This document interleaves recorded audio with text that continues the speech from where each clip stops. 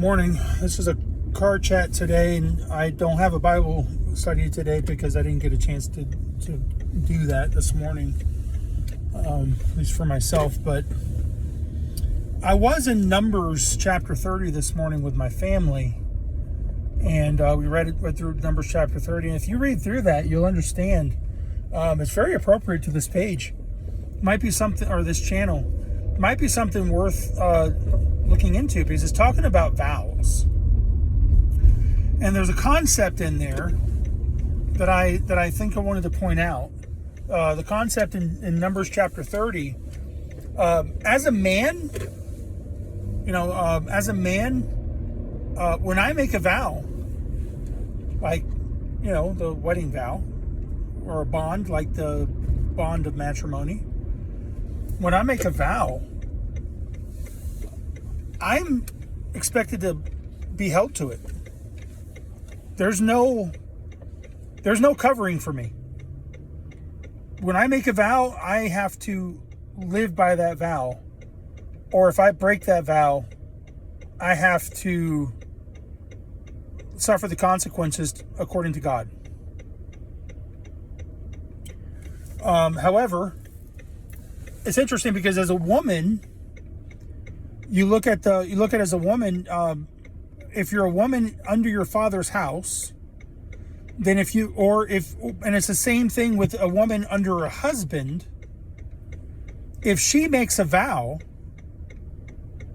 if she says something that she's going to do something, then her father or her husband has the right, depending on who's her head at that time, has the right to actually disavow what they said, to disallow it.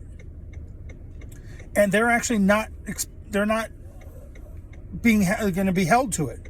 God forgives them. It says God forgives her that vow because she said it, and it was disallowed by her father or her husband, whoever the head is at that point.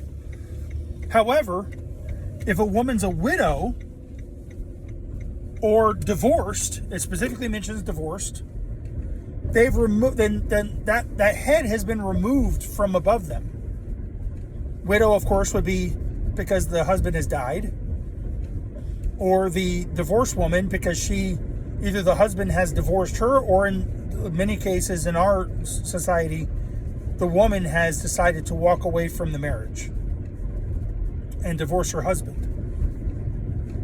She has now removed herself, or that headship has now been removed from above her.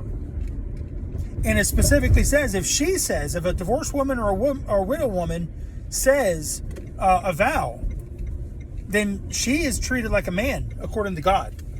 She is actually expected to hold that vow. So I made sure I let my daughters know, be careful when you're saying a vow, because there's a reason God put that man as a head over you. There's a reason for that.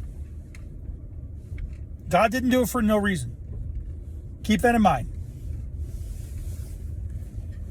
Something to think about. Love you.